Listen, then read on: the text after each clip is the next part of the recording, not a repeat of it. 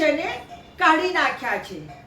કારણ પૂછો તો એ નહીં બતાવીએ, કયા પુરાવાઓના આધારે કાઢ્યા છે એ પણ નહીં કહીએ.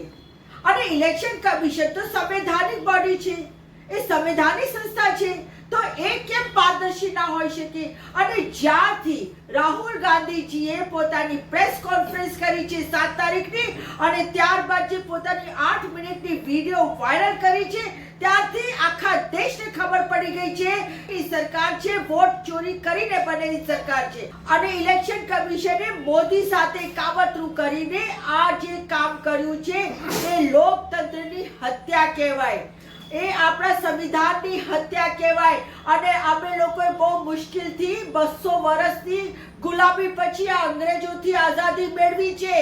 અને અમે કોંગ્રેસના કાર્યકર્તા છીએ, અને એક કોંગ્રેસનો કાર્યકર્તા સડકો ઉપર ઉતરી આવશે, પરંતુ દેશની આઝાદી સાથે, દેશના લોકતંત્ર સાથે ચેડા નહીં થવા દઈએ. અને આ લોકતંત્રની રક્ષા કરવી, સંવિધાનની રક્ષા કરવી એ અમારું સૌનું ફરજ છે, અને અમે ફરજ બજાવીશું. મોદી સાહેબ સાંભળી લો, તમારા વારાણસી ઉપર પણ હવે અમે સર્વે કરવાના છીએ અને ડેટા મંગાવવાના છીએ, અને ખબર પડી જશે 6 મહિના લાગશે ને. તમે અમે ડિજિટલ ઇન્ફોર્મેશન નથી આપતા તો કઈ વાંધો નથી, 6 મહિના મહેનત કરીશું. જેમ અમે બેંગલુરુમાં મહેનત કરી છે મહાદેવપુરમમાં, એવી રીતે અને બતાવીશું 6 મહિના પછી કે મોદી તમે ચોર છો, જૂઠા છો, અને ચોરીથી જ આ તમે ત્રીજી વખત વડાપ્રધાન બનીને બેઠા છો.